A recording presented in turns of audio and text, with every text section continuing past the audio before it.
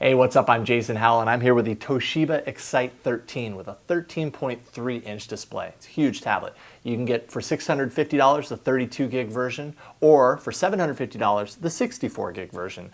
First, let's dive into the specs. The Toshiba Excite 13 has a 13.3-inch display, 1600 by 900 resolution. It weighs 2.2 pounds and measures in about 10.1 millimeters thick. It's powered by a Tegra 3 quad-core 1.5 gigahertz processor with 1 gig of onboard RAM. There are 2 speakers down at the bottom, an SD card slot, full-size SD card slot for a maximum of 32 gigs of extended storage, and it's running Ice Cream Sandwich. All right, let's first take a look at the design.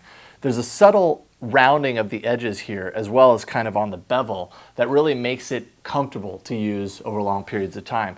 The grippers on the back are actually really handy. It makes sure that the device doesn't slip out of your hands. Found that really nice.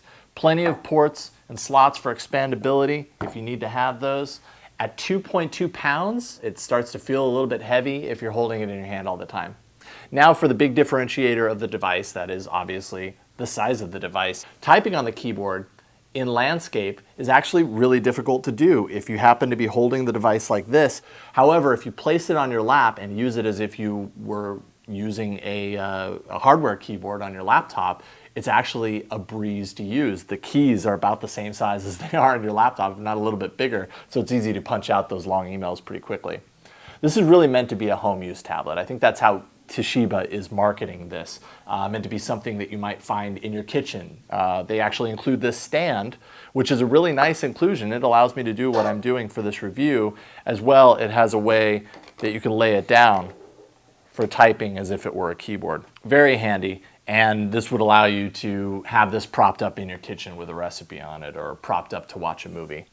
All right, so the display itself. The resolution, I'd say, is only okay. The pixel density is low at 138 points per inch, and I noticed it pretty quickly, especially in the Roboto text that you find in Ice Cream Sandwich devices, a very narrow, fine text.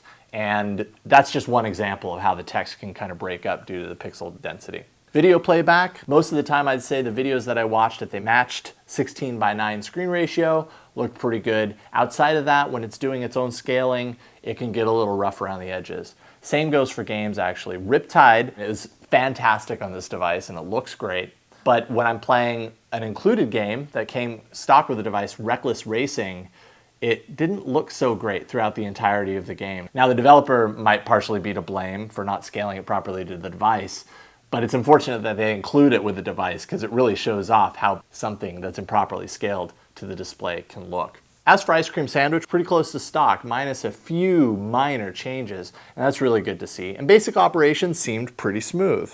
Browsing, on the other hand, everything just seemed slow and clumsy. I even installed Chrome, and that didn't seem to improve it a whole lot.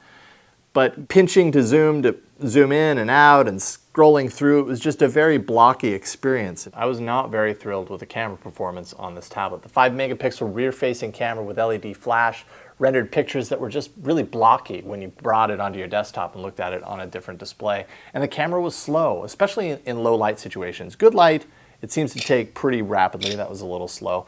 But low light situations, I'd hit to take the picture, and maybe a couple of seconds later, the flash would suddenly blink and it would finally take. So that was a little unfortunate. It's also capable of recording 1080p video, but quite frankly, the frame rate was just extremely jumpy on playback. The front-facing 2 megapixel camera is serviceable for video conferencing, but again, video is pretty jumpy on that camera as well.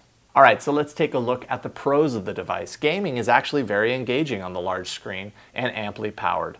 This is great for media consumption, and the included stand makes this an excellent home companion device. And now the cons. The screen size can certainly make apps and games more difficult to use, somewhat awkward to hold and operate over long periods of time. Camera performance leaves a lot to be desired, and you have to admit this tablet is pretty pricey. Overall, I commend Toshiba for trying something new, but this size of a tablet is really only going to appeal to a particular group of people. So having said that, I'd say try it.